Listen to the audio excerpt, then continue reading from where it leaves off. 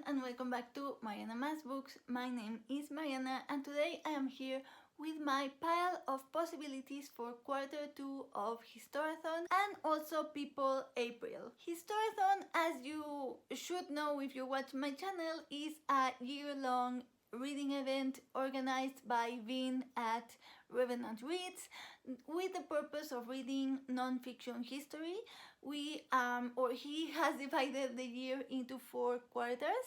Each quarter has a specific time period, and the idea is to read history books, non-fiction history books that correspond to that time period. So in April we are starting quarter 2, which corresponds to the year 500 to 1500. And People April is a readathon created by Elizabeth at Bookhands and Books, and that one is for reading non-fiction about specific people. So biographies, memoirs, diaries, letters, but things that concern a specific person in history. It can be someone recent, it can be someone from ancient times, it can be whoever, but it has to be a specific person and it has to be non-fiction. I wanted to participate since last year, but I didn't do an official TBR or pile of possibilities last year. So I'm doing one today because I do have some books that correspond both with quarter 2 and with People April that I would like to try to get to. As always, these are possibilities. I am not going to read all of these, but I'm excited for all of these, and I wish I would read all of these. One of my favorite time periods to read about is the Middle Ages, specifically Europe Middle Ages. I know, basic, boring, I don't care, honestly. I am a fan of medieval fantasy, and that is where my love and my interest comes from. So, yeah, I'm going to show you a lot of medieval Europe, but I'm also going to be reading more of Mexican history. Now, I am reading a lot about the Spanish conquest because I want to do a video giving the basics of the Spanish conquest in Mesoamerica, specifically the Mexico region. I want to do a video talking about the basics of the history, the basic chronology, and recommending some books because some people have expressed interest in the topic in the Historathon Discord, and I would like to do a video. Very much. I have so many thoughts. Anyway, I am reading that. So the Spanish conquest is more quarter 3 related. I have been reading that since quarter 1, and I will continue reading it in this quarter. It honestly has been my main reading that I've been doing in terms of history, but I've also been doing some other reading that corresponds to the quarter so that I feel like I'm abiding by the rules. So I will continue reading the Spanish conquest, but of course, you know, a lot of Mesoamerica happens in quarter 2. So everything that I read about Mesoamerica that is pre-conquest will count for quarter 2. But I'm not going to show you specific books in this pile of possibilities because I have so many options for Mesoamerica that I won't even know what to show you. So hopefully I'll do like a wrap-up, and I definitely will do the conquest video before quarter 3 starts. So I will talk about the Mesoamerican books that I've been reading, in those videos. I want to keep it realistic because I am preparing for that Conquest video. So I will be reading, and I'm reading some chunky books for that video, and I don't want to like overwhelm myself with options for medieval Europe because there are so many books I would like to read. I'm going to stop talking and show you books. The first one that is definitely going to happen is one that I'm going to body read with my mom in May, and that is in Spanish. It is called La luz de mis ojos, Ser madre en la edad media, which means the light of my eyes, being a mother in the Middle Ages, by María de Jesús Fuentes. We bought this a while ago with the idea of body reading it, and because Mother's Day is in May and this is about motherhood in the Middle Ages, it is perfect to read in May and it fits with quarter 2, so this one will definitely happen in May. Then I have a little bitty one called La vida cotidiana en la edad media, which means the everyday life in the Middle Ages. That was recommended to me by my brother-in-law. We were book shopping. We go book shopping a lot. We were book shopping, and he saw that book and he gave it to me and told me, you're going to like this one, so I bought it. The next one is a bit unorthodox, I guess. I don't know why it's controversial. It shouldn't be. It's history, but you know, it's the history of tarot.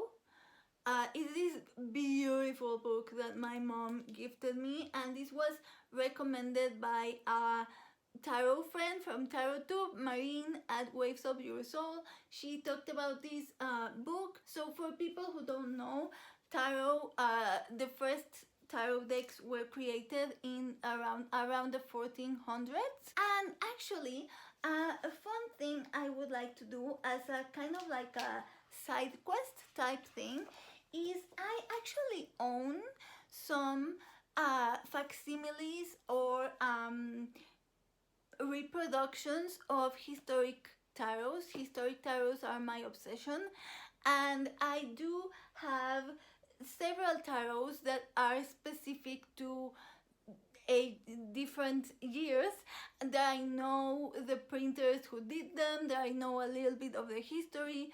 So I think it would be fun to make videos for Historathon where I show my historic tarots that I have. Here in the back you can see this one. This one is an Italian tarot from the 1400s, and it's one of the oldest extant decks that we have. I have made videos showing decks before, but it focuses more on the tarot side, and I think it would be interesting to show them focusing on the history side. That is an idea I have for a side quest, because then I also have some Q3 tarot decks, so it would be fun to do my Q2 tarot decks and then my Q3 tarot decks. Anyway, moving on from tarot, before I move on to People April, I just want to give you my options for audiobook and for ebook. So for audiobook, I am going to read The Once and Future Sex by Eleanor Janega. Actually, that one I already started, so that is one that I'm definitely going to read because I already started. The Once and Future Sex, which is about women in the Middle Ages, by Eleanor Janega. Then I have The Fires of Lust by the author that will appear on the screen because I don't remember at the moment. I should have prepared for this video. That one is about sex in the Middle Ages, and I saw that book recommended, or I saw that book in Vin's channel. He recently hauled it and I thought it looked super interesting. It's available in my audio subscription, so there you go. I want to read that one. I am very interested in having arguments to debunk how women are treated sexually in medieval fantasy, because that's how it was back then. I want to read more about the topic so I can complain with arguments. And then I have another one that I actually don't remember the name of because I recently, a couple of days ago, added it to my pile of possibilities that I saw recommended in the Historathon Discord, or rather, not recommended, but a lot of people have it on their pile of possibilities. It is about pagan goddesses in the Christian religion, something along those lines, and it's by the same author who wrote The Witch and other books about history of like folklore, witchcraft, that type of thing. All of his books look super interesting and I'm interested in all of them. And finally, for ebook, I have Femina by something Ramírez. I want to say Ramírez. I clearly didn't prepare for this video. Again, name will appear on screen. Femina is also about women in the Middle Ages. And then I'm going to move on to People April because, as I said, I do have some things that coincide with quarter 2 and I want to show them to you. And the first one is one that it's been on multiple TBRs for multiple events since years ago. It has been on my TBR since university. But also it was one of Jenny's favorites, Jennifer Brooks. So this year I'm reading some of Jenny's favorite books and this was one of them, and it fits for quarter 2 of Historathon. It fits for People April. I have to at least read part of it, and that is The Lives of the Artists by Giorgio Vasari. And this is a collection of biographies of artists. They're mini biographies, a lot of them, different artists. It should be possible to read at least some of the biographies. I don't think I will finish it, but it would be perfect for both People April and Historathon. And then along the same vein of this type of book, I have one that I sadly don't have yet because I ordered it and it hasn't arrived, and it is Humanistas de Mesoamérica, Humanists of Mesoamerica by Miguel León Portilla, and that is a collection of mini biographies of different figures from Mesoamerica, humanists from Mesoamerica. I don't think the title can get clearer. I am super excited for that one. It should be here hopefully soonish, and that again fits for People April and quarter 2. And then finally I'm going to talk about 3 books. I was going to say 2, 3 books that also fit for People April, that are more quarter 3 for Historathon. I don't know if I'll get to them in April, but maybe I'll do, People April in May, June, July, whatever. I want to read these books eventually. First one is, I already showed this one, a biography of Hernan Cortés by José Luis Martínez. This sadly is the abridged version because I can't find the longer version on paper. I can find it on Kindle. To my understanding, the reason why this is abridged is because the full version has a ton of documents from the trials of Hernan Cortés, which I do want to read. But, the biography itself is complete. It's just the documents are missing. So maybe I'll eventually get the Kindle version just to read the documents. But first I'm going to start with the biography. Then we have a non-fiction book that is full of fictional content, which are the letters of Hernan Cortés. These are 5 letters that were sent from Cortés to Carlos V, Charles V in Spain from the Conquest, and he was writing them from 1519 to 1526. I really want to read them. I don't have a lot more to say about that. This actually fits one of the prompts for People April, but the prompts are quotes, which I love, but I don't know them by heart. So I'll copy the quotes in the description, but this one fits for the one about travel, because he wrote these letters as he was on the expedition, so like it fits. And also, Elizabeth said that prompt could count for someone who had a huge ego. I don't think you could get huger ego than Cortés. I get the impression that I'm going to laugh reading this. I think he was maybe unintentionally funny. That's the impression I get from Cortés. Anyway, so those two, and then finally for People April, again, and I don't know if I'll read it in April, even though it's People April. I'm sorry, I hope it's okay, but it's in the spirit, and I wanted to get my pile of possibilities up. You know, most people don't read everything that's on their pile of possibilities, and you end up reading it in another month. There you go. So it is The True History of the Conquest by Bernal Díaz del Castillo, edited and annotated by David Carrasco.